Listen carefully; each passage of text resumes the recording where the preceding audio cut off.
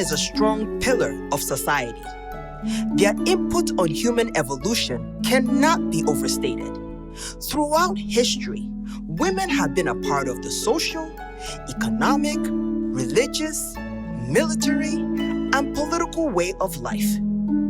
Their contribution aided tremendously in building and supporting every aspect of society. Being a woman in Nigerian society means that before you are born, there is a code written on how you should conduct yourself, how you should behave, how you should relate to people, what you can say, what you can do, the careers you can pursue. Women of my generation especially, we were born into this world and we grew up being told that our gender is not enough. As a woman, you're not enough. And the fact that you need somebody's validation for you to be whole. You're not really seen as a human being. You're seen as a piece of possession that one should have. And that's the reason why even up to today, no matter the achievement you seem to have, you're told that if you're not married, you really haven't achieved anything, which is such an annoying thing. But the good thing about it is that we're breaking that bias. Inequalities in the power distribution between men and women result in a condition of subordination and a danger throughout a woman's life. Currently, 15% of educated and professional women experience discrimination and harassment. This creates a baseline for sexual and gender-based violence, SGBV. I think SGBV is one of the worst forms of human rights abuse that can ever happen to any woman because it deals with your mental, your physical, and your psychological state as a human being. For women, it's double jeopardy because, especially for young women, it doesn't mean that SGB doesn't happen to even men. It happens to men, it happens to boys. It's no respecter of age, it's no respecter of gender. It's also no respecter of your economic standing. It can happen to anybody. And it's really rampant. We have statistics showing that 1 in 3 women, for instance, in Nigeria have been at one point or the other victims of sexual and gender-based violence. SGBV can manifest in various forms. Gender-based violence, which is the act of rape and sexual molestation. Emotional violence, which is gaslighting and bullying. Physical violence, which is hitting or physical assault. Economic violence. This is where the abuser takes absolute or partial control over the victim's financials. On this list is also harmful traditional practices of forced child marriages. Violence, it's a lot of things. It's broad.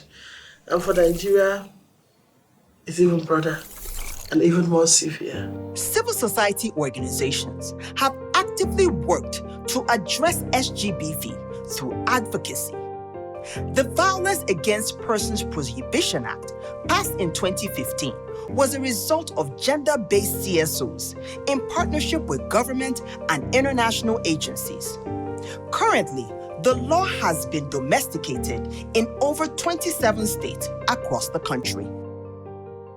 A group of civil society organizations, law enforcement, lawyers, and human rights group called the Save 19 Coalition addressed the increased gender-based violence in Nigeria due to the COVID-19 lockdown.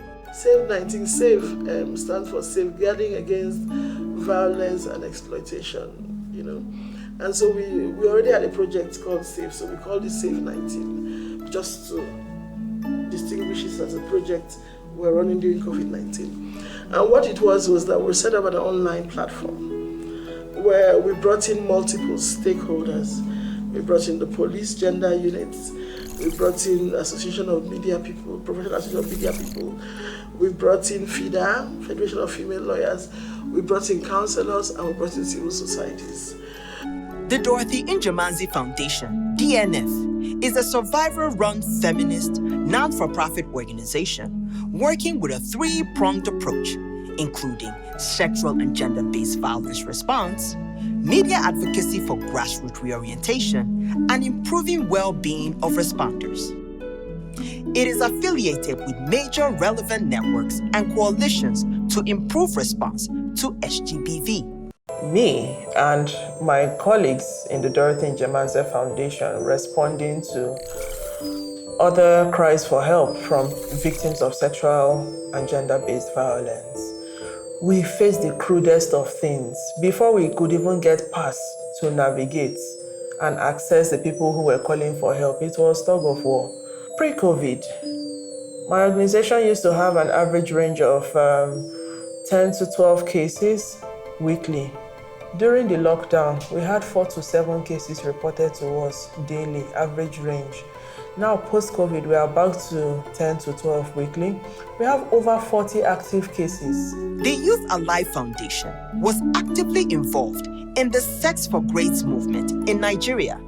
They started their hashtag, Sex for Grades, which led the advocacy of legislation sponsored by the current Deputy Senate President. The bill is against sexual harassment in tertiary institutions, prohibits and also criminalizes the act of negligence or failure of administrative heads of educational institutions to address complaints of sexual harassment within a specified period of time. It is about power. Whether you are a lecturer and you want to sleep with a female student, it's about the power you have over them. And that power is that you can pass them or fail them. You can ensure that they don't graduate. If you rape somebody, it's violent. If you beat people, it's violent.